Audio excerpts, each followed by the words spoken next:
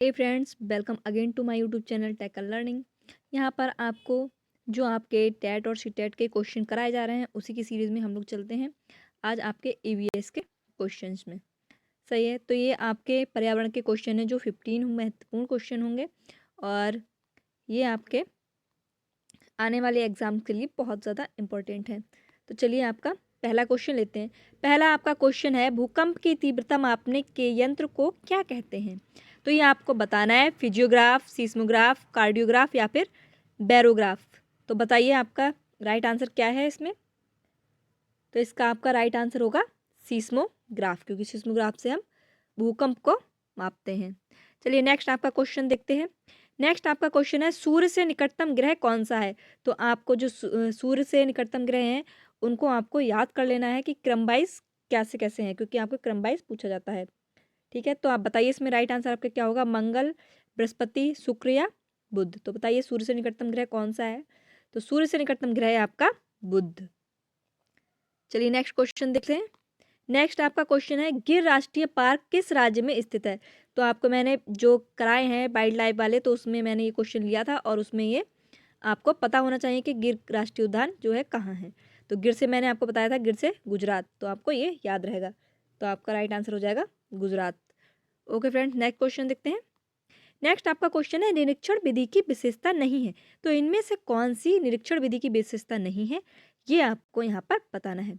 तो आपका ऑप्शन है, यह एक मनोविज्ञान विधि है, यह एक प्रत्यक्ष अनुभवों पर आधारित है, यह एक बाल केंद्रित विधि है जिसमें शिक्षक एक प्रशासक के रूप में होता है, या फिर यह विधि विभिन्न सर्वेक्षणों द्वारा अपनाई जाती है। तो बताइए इसमें से आपका राइट आंसर क्या है।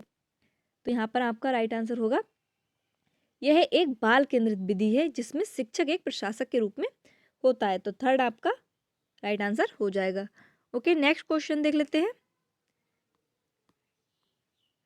नेक्स्ट आपका क्वेश्चन है, प्रेक्षण विधि की सीमाएं हैं। तो आपको बताना है कि कौन सी सीमाएं होती हैं। यह विधि मिथ्याव्ययी नहीं है, इस विधि में प्रेक्षक सूक्ष्मता से न करने पर प्राप्त परिणाम अधिक वैध एवं विश्वसनीय नहीं होते हैं, या फिर इस विधि में से व्यक्ति के आंतरिक व्यवहारों का अध्ययन संभव नहीं है, या उपयुक्त सभी। तो यहाँ पर आपको बताना है कि कौन सा आपका ऑप्शन सही है। जब तक मैं इस पे आपको ऑप्शन बताने वाली हूँ, और आप इतनी देर में क्या कर सकते हैं, आप चैनल को सब्सक्राइब कर सकते हैं अगर आप पहली बार चैनल विजिट कर रहे हैं। तो आपको यहाँ पर आंसर हो जाएगा 4, उपयुक्त सभी।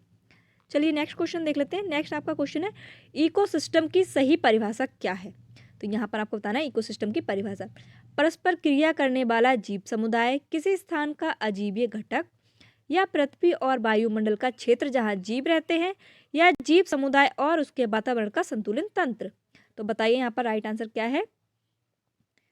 तो यहाँ पर आपका राइट आंसर हो जाएगा जीव समुदाय और उसके वातावरण का संतुलित तंत्र। 4 आपका राइट आंसर हो जाएगा। चलिए नेक्स्ट क्वेश्चन देख लेते हैं। नेक्स्ट आपका क्वेश्चन है, मानव विकास के क्रम में 2 पैरों पर चलने का सबसे बड़ा लाभ है। तो आपको पता होगा सबसे बड़ा लाभ क्या है। शरीर को अच्छी प्रकार आधार देना, शरीर का भार कम होना, हाथ स्वतंत्र रूप से मस्तिष्क की आज्ञा अनुसार कार्य कर सकते हैं, अधिक तेज चाल। तो बताइए इसमें से कौन सा आंसर सही हो सकता है। तो यहाँ पर आपका राइट आंसर हो जाएगा ऑप्शन 3, हाथ स्वतंत्र रूप से मस्तिष्क की आज्ञा अनुसार कार्य कर सकते हैं, और ये सिर्फ मानव ही कर सकते हैं ना। नेक्स्ट आपका क्वेश्चन है, पर्यावरण शिक्षा में समस्या समाधान विधि का गुण है। तो कौन सा गुण है ये आपको बताना है। लक्ष्य केंद्रित विधि, चयनात्मकता, सृजनात्मकता विधि, या फिर ये सभी। तो कौन सा है ये बताइए आप। तो यहाँ पर आपका राइट आंसर हो जाएगा लक्ष्य केंद्रित विधि। टेट और सीटेट के लिए बहुत ज़्यादा इंपॉर्टेंट क्वेश्चन है, इसलिए आप सीरीज करते रहिए। और अगर आपको कोई और किसी टॉपिक पर वीडियो चाहिए तो आप कमेंट सेक्शन में लिख सकते हैं।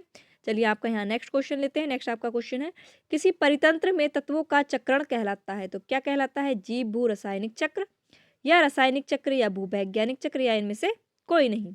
तो आप बताइए यहाँ पर राइट आंसर इसका क्या है। तो इसका आपका राइट आंसर है जीव भू रासायनिक चक्र। ठीक है, नेक्स्ट क्वेश्चन देख लेते हैं। नेक्स्ट आपका क्वेश्चन है, चिपको आंदोलन के प्रणेता या जिन्होंने ये स्टार्ट किया वो कौन थे, वो आपको यहाँ बताना है। तो कौन थी? हेमवती नंदन बहुगुणा थी, या सुंदरलाल बहुगुणा थे, या महात्मा गांधी, या मदर टेरेसा। तो ये आई थिंक सभी को क्वेश्चन पता होगा। इसका आंसर है सेकंड आपका सुंदर लाल बहुगुणा। चलिए नेक्स्ट क्वेश्चन पे चलते हैं। नेक्स्ट आपका क्वेश्चन है, इंसुलिन की रासायनिक प्रकृति है विटामिन, प्रोटीन, कार्बोहाइड्रेट या फिर वसा। तो आप बताएं इसका आंसर क्या है। तो आपका इसका आंसर है प्रोटीन। ऑप्शन सेकंड आपका राइट हो जाएगा। नेक्स्ट आपका क्वेश्चन है, दही निर्माण हेतु कौन सा सूक्ष्मजीव उत्तरदायित्व है दही का निर्माण करने के लिए, जो जिससे दही बनता है। तो उसके लिए एस्पराजिल्स, या स्ट्रेप्टोकोकस, या फिर स्ट्रोवायरस, या लैक्टोबैसिलस। तो आपको यहाँ पता है, आपका जो आंसर है फोर्थ हो जाएगा लैक्टोबैसिलस।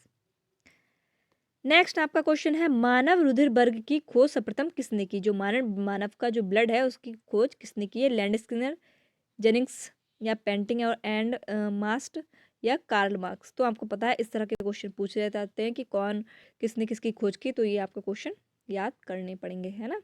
तो इसका आंसर देख लेते हैं। इसका आंसर आपका है लैंड स्किनर। तो ये आपका फर्स्ट आपका आंसर हो जाएगा।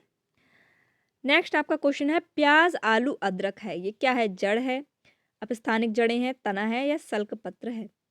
तो बताइए आपका आंसर यहाँ पर कौन सा सही है। तो यहाँ पर आपका आंसर है थर्ड, ये सारी तना है। पौधों में अर्धसूत्री विभाजन होता है मूल शीर्ष में, तने में, या परागकणों में, या परागकोश में। तो आप बताइए यहाँ पर आंसर कौन सा आपका होगा। तो यहाँ पर आपका आंसर होगा परागकोश में। फोर्थ आपका राइट आंसर हो जाएगा। ओके फ्रेंड्स, तो यहाँ पर आपके 15 क्वेश्चन कंप्लीट होते हैं।